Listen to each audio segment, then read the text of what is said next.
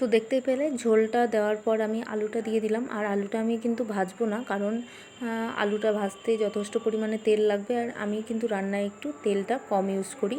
সেটা তোমরা যারা আমার ব্লগ দেখো তারা অবশ্যই জানো। আর বড়াগুলো দিয়ে দিলাম, আর দেখতেই পেলে কয়েকটা বড়া রেখে দিলাম সেটা শুধু খাওয়ার জন্য, আর বাকি বড়াগুলো দিয়ে দিলাম। তো ঝোলটা যখন ফুটে গেছে তখন আমি বড়াগুলো দিলাম। এরপরে ফ্লেমটা কমিয়ে দেব। তারপরে ফ্লেমটা কমিয়ে কিছুক্ষণ এটা ফুটবে, যাতে বড়ার ভেতরে ঝোলগুলো ঢোকে। আর ঝোলটা একটু পরিমাণ বেশি দিতে হবে, কারণ বড়াতে অনেকটা ঝোল টেনে নেয়। তাহলে বড়াটা যখন ঝোলটা টেনে নেওয়ার পর ঠিক পরিমাণ মতো চলে আসবে, আর নইলে অনেকটা শুকনো পড়ে যাবে। তো দেখতে পেলে আমি ঝোল ঝোল রেখেছি একটু।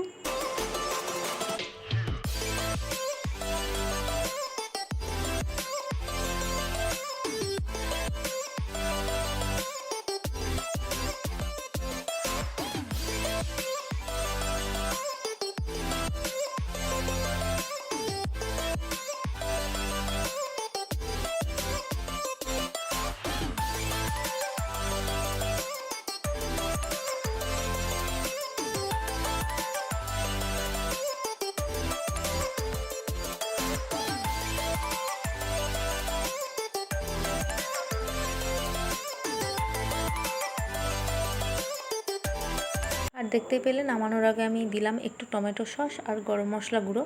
তো এরপর আমি এটা নামিয়ে নিয়েছি, আর তরকারিটা আমার রেডি হয়ে গেছে।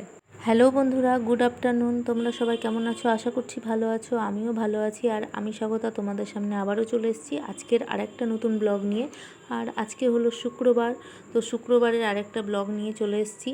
তো আর তোমাদের প্রত্যেককে জানাই আমার চ্যানেল স্বপ্ননীল ফ্যামিলি স্টোরির তরফ থেকে অনেক অনেক শুভেচ্ছা এবং ভালোবাসা। আর আজকে দেখতেই পেলে সকালবেলা একটা রান্না তোমাদের সাথে শেয়ার করেছি, আর অন্য কিছু শেয়ার করতে পারিনি। তো এখন একদম দুপুরবেলা চলে এসেছি। আর দুপুরবেলা আমাদের এখন লাঞ্চ হয়ে গেছে। তো লাঞ্চের পরে এখন উপরে এসেছি, কিন্তু প্রচণ্ড বৃষ্টি পড়ছে আর প্রচণ্ড মেঘ ডাকছে। তো সেটাও তোমাদের সাথে বৃষ্টিটা শেয়ার করব, কারণ বৃষ্টিটা না শেয়ার করলে চলছে না। এত সুন্দর লাগছে বৃষ্টিটা, আর গরমও পড়েছিল কয়েকদিনে। তো ভালোই হয়েছে বৃষ্টিটা হয়ে। তো দেখতেই পাচ্ছ বাইরের পরিবেশটা একদম ঠান্ডা হয়ে গেছে, আর ভালো মুষলধারে বৃষ্টি হয়েছে। হয়তো ভিডিওতে অতটা বুঝতে পারছো না, কিন্তু বেশ জোরে বৃষ্টিটা হচ্ছিল। তো সেটাই তোমাদের সাথে শেয়ার করলাম। আর বৃষ্টির দিন মানেই একটু অন্যরকম ভালো লাগা, এটা কিন্তু আমার বেশ ভালো লাগে। এরকম একটু দুপুরবেলার দিকে বৃষ্টি হলে তখন কি হয় বলো তো, কাজের প্রেশারটা অনেকটা কমে যায়। সকাল থেকে যে কাজকর্মগুলো থাকে, জামা কাপড় কাচার ব্যাপার থাকে, তো দুপুরে বৃষ্টি হলে এতটা প্রবলেম থাকে না। সকালবেলা বৃষ্টি হলে একটু প্রবলেমটা বেশি হয়। তো এখন দেখতেই পাচ্ছ বৃষ্টিটা হচ্ছে তোমাদের সাথে, সেই জন্য শেয়ার করে দিলাম।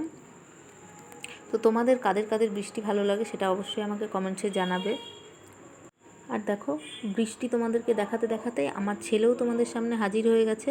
তো ছেলেও চলে এসছে বারান্দায় বৃষ্টিটা দেখতে, আর ও তোমাদের হাই করে দিল। আর হাতে কি নিয়ে খেলছে বলো তো, ওটা একটা প্লাস্টিকের সাপ। তো এইটা ওই জন্য আমি মাঝে খুব ভয় লাগাতো প্রায়ই, মানে সবাইকে ভয় পাওয়াতো, সেই জন্য আমি তুলে রেখে দিয়েছিলাম। তো সেই দিন আবার ও খুঁজে পেয়ে গেছে, তো সেইটাই। তো তোমাদেরও দেখো দেখাচ্ছে আবার।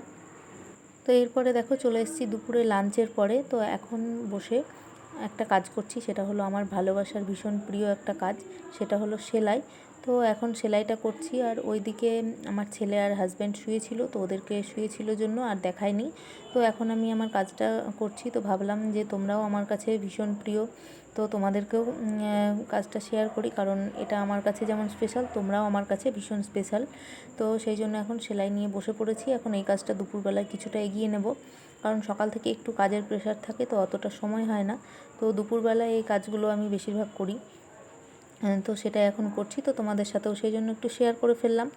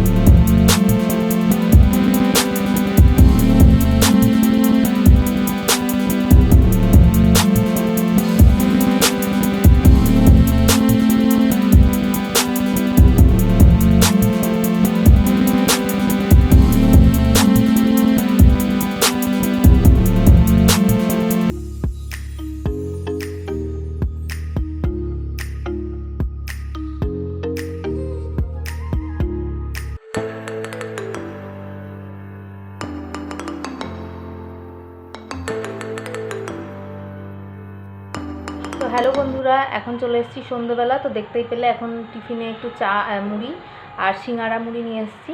তো এটা এখন টিফিন করব। আর আমার ছেলে টিউশন চলে গেছে, ও এখন বাড়িতে নেই। তো আর তোমাদের সাথে দুপুরে তো শেয়ার করলাম যে আমি এখন সেলাই করছি।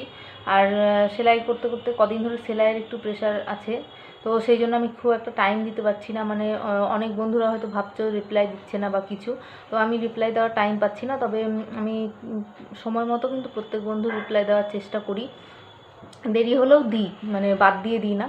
তো যাই হোক, তো তোমরা এটাতে কিছু মাইন্ড করো না। আসলে নিজস্ব কিছু কাজ থাকে, সেগুলোর জন্য সময় করে উঠতে পারছি না। আর তোমাদের রিপ্লাইটাও দিতে হয়তো দেরি হয়ে যাচ্ছে, তো অবশ্যই আমি রিপ্লাই দেব। আর আজকে হলো জন্মাষ্টমী। তো জন্মাষ্টমী উপলক্ষে তোমাদের প্রত্যেককে জানায় অনেক অনেক শুভেচ্ছা এবং ভালোবাসা।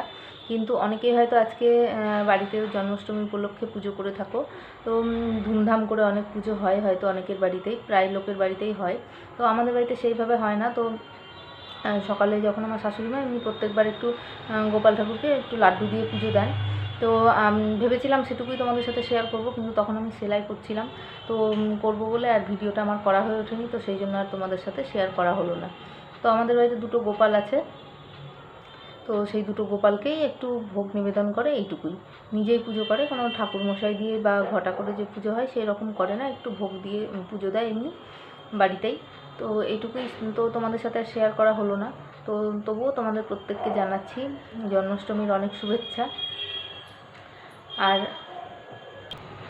আর আমার ছেলে সন্ধ্যাবেলা আজকে বললো সিঙ্গাড়া খাবে, তো ওর জন্যই বাবা আরও সিঙ্গাড়া নিয়ে আসলো। তো আমার ছেলে সিঙ্গাড়া মুড়ি খেতে খুব ভীষণ ভালোবাসে। সিঙ্গাড়া বলে না, ও চপ দিয়ে মুড়ি, সিঙ্গাড়া দিয়ে মুড়ি, মেন আমার ছেলে মুড়ি খেতে খুব ভালোবাসে। আমিও ভালোবাসি ভীষণ মুড়ি খেতে। তো ও সিঙ্গাড়া মুড়ি এগুলো দিয়ে মুড়ি খেতে ভালোবাসে। তো ওই মুড়ি খেয়ে আজকে টিফিন খেয়ে পড়তে চলে গেছে। আর আমার হাজব্যান্ডও খেলো, আর আমি এখন খাচ্ছি সিঙ্গাড়া দিয়ে মুড়ি।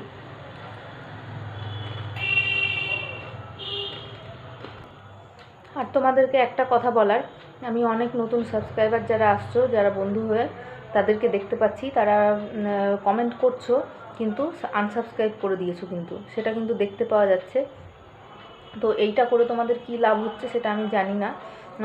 আনসাবস্ক্রাইব করে দিয়ে তোমরা মানে কমেন্টসের রিপ্লাইটা কোনো রকমই দিচ্ছ, মানে এখন তো ভিডিও কেউ দেখে না, ভিডিও না দেখে একটা পট করে কমেন্টস করে দেয়, মানে ভিডিওতে ঢুকে আর একটা কমেন্টস করে দিয়ে বেরিয়ে চলে যায়, কিন্তু আনসাবস্ক্রাইব করে দেয়। মানে আমার সামনে সে দেখালো যে আমি তোমাকে সাবস্ক্রাইব করেছি, পরক্ষণে আনসাবস্ক্রাইব করে দেয়।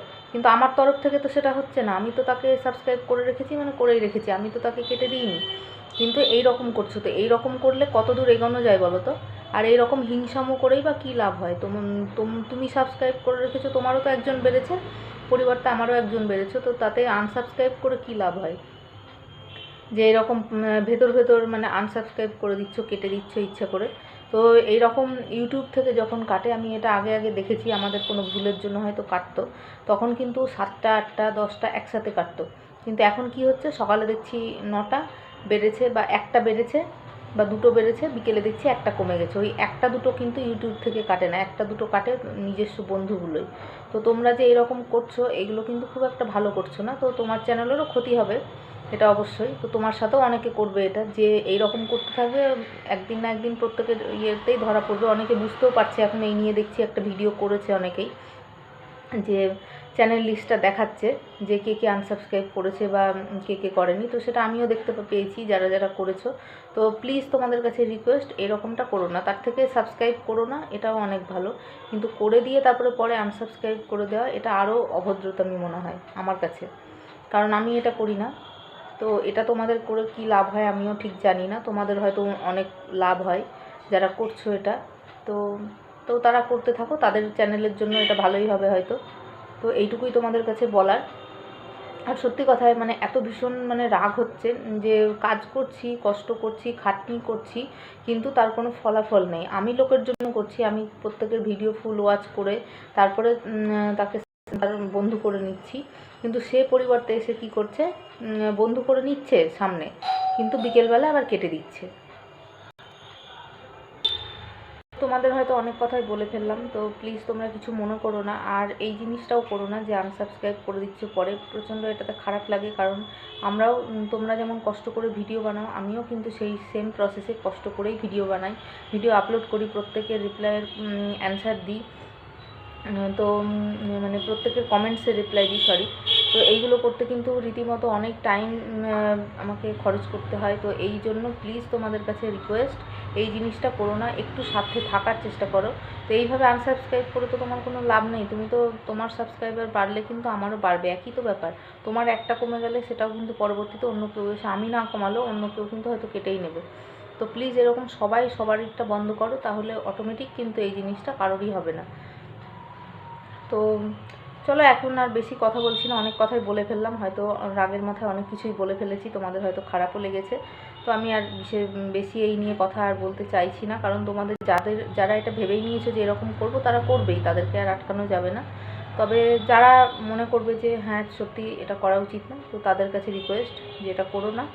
তো চলো, আজকের মতো এখানেই ব্লগটা শেষ করছি। আজকের ব্লগটা আর বড় করছি না। তো সবাই সুস্থ থেকো, ভালো থেকো, সাবধানে থেকো। আবার তোমাদের সাথে দেখা হবে আর একটা নতুন ব্লগ নিয়ে। আর আজকে রাত্রের ডিনারের জন্য তোমাদের আর দেখালাম না কিছু, আজকে যেগুলো রান্না করেছিলাম তোমাদের সাথে তো একটা রেসিপি শেয়ার করেছি, তো আর বেশি বিশেষ কিছু আর শেয়ার করলাম না আজকে। তো আজকের ব্লগটা এই পর্যন্তই, আবার ফিরে আসবো আর একটা নতুন ব্লগ নিয়ে। চলো, সবাই সুস্থ থেকো, সাবধানে থেকো, ভালো থেকো, আর আমার ব্লগ দেখতে থেকো। তো আজকের মতো বাই বাই।